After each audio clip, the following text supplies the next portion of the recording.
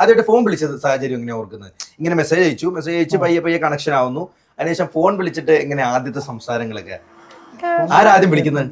അർജുൻ ചേട്ടൻ തന്നെ വിളിക്കുന്നത്. വിളിച്ചിട്ട് അത് എന്നോട് നമ്പർ ചോദിച്ചിട്ടില്ല, എന്നോട് അതുവരെ നമ്പർ ചോദിച്ചിട്ടില്ല, ഞാൻ വിളിച്ചിട്ടില്ല.